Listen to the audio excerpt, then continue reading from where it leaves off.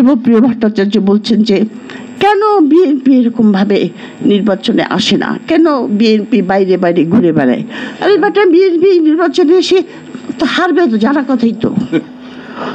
2014 সালে উনি আসেন নাই, বেগম জিয়া। অনেক ক্রিটিসাইজ অনেকে করা হয়, কিন্তু আমি করি না। কারণ কি জানেন, আসলে পরে হারতো।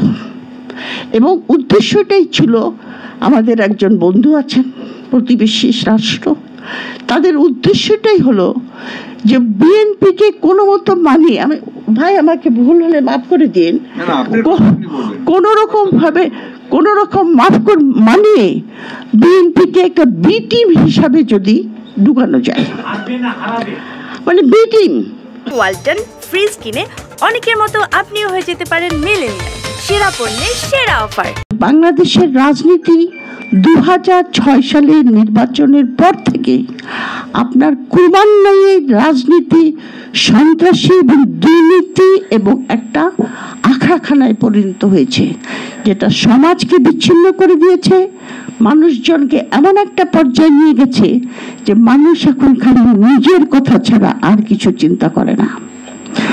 যেখানে নির্বাচন, যে কোনো দেশে আপনি যদি তাকিয়ে দেখেন, যেখানে সুস্থ নির্বাচন হয়, আমি যদি ধরেন বিদেশি, ধরেন ওয়েস্টার্ন কান্ট্রি নির্বাচনের কথাগুলি বলি, সেখানে আপনি দেখেন ফার্স্ট অফ অল তাদের নির্বাচনটা এমন একটা অবস্থায় হয় যেখানে ব্যুরোক্রেসি থেকে শুরু করে ল এনফোর্সিং এজেন্সি, আপনার বিচার বিভাগ, সরকার, সবাই neutral, completely neutral.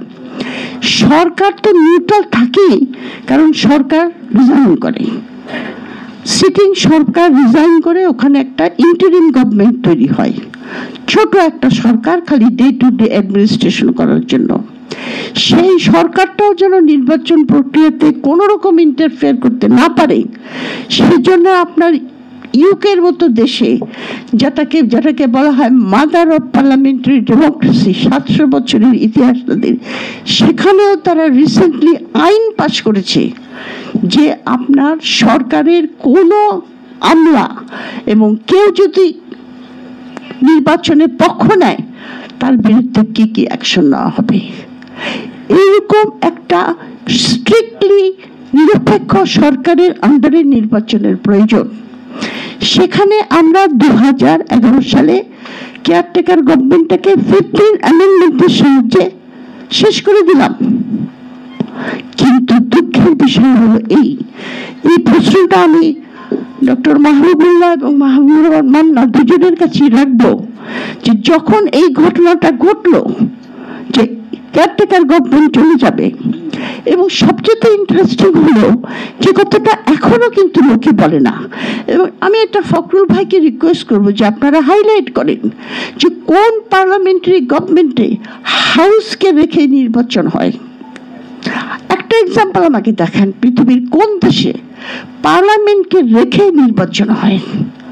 Parliament dissolve হয়ে গেলেই আপনার নির্বাচন হতে পারে, কিন্তু আমরা পার্লামেন্টকে রেখে নির্বাচন করি। তার মানে যখন একটা নির্বাচন হয়, সিটিং 300 এমপি আছে, আবার ওই সিটে আবার 300 জন আপনার দাঁড়াচ্ছে। কিন্তু আমাদের এখানে কিন্তু সুশীল সমাজ বলেন, ইন্টেলেকচুয়াল বলেন, কেউ কিন্তু কোনো প্রতিবাদ করে নাই। মান্না ভাই তখন কি মানুষের চরিত্র এতখানি ডিটোরিয়েট করেছিল 2011 সালে যে কেউ কোনো কথা বললো না? নুরুল হুদা দেখেছিল আপনার বিশিষ্ট সকল, ওখানে আমি বলেছিলাম যে আপনার পার্লামেন্টকে রেখে কি করে ইলেকশন করবেন, এটা হতে পারে না, অ্যাবসার্ড। আমরা আল্লাহ তাআলা স্বয়ং এসে কন্টেস্ট করলে জিততে পারবে না এখানে। তো আপনারা এটা কেন প্রতিবাদ করলেন না? কেউ কেন করলেন না? জোরালো একটা আন্দোলন হওয়ার দরকার ছিল। আন্দোলন সাকসেসফুল কেন হলো না তাহলে? না না না, আন্দোলন সেভাবে হয় নাই আপনার। আচ্ছা, অবরুদ্ধ আপনার, হ্যাঁ, রিট পিটিশন, না না, রিট পিটিশন সফলতা আসলে কেন বলবো? যদি নির্বাচন, আপনার সুশীল সমাজ থেকে কি বলেছে বলেন আপনি আমাকে। সুশীল সমাজ থেকে কেউ বলেছে? তাহলে কাউকেই যদি সুশীল সমাজ ছাড়া কোনো ডেমোক্রেসি হয়? কোনো আপনার আন্দোলন ব্যর্থ হয়েছে ওই জন্যই যে সুশীল সমাজ কোনো সময় সাথ দেয় নাই, সুশীল সমাজ বলে নাই যেটা ভুল, এটা আমরা মানব না। তাহলে যারা আন্দোলন করছিলেন তাদের সঙ্গে সঙ্গে সুশীল সমাজে আসার কথা ছিল। আমি খালি পলিটিক্যাল পার্টির কথা বলছি না, আমি আমাদের সার্বিক সমাজের কথা বলছি।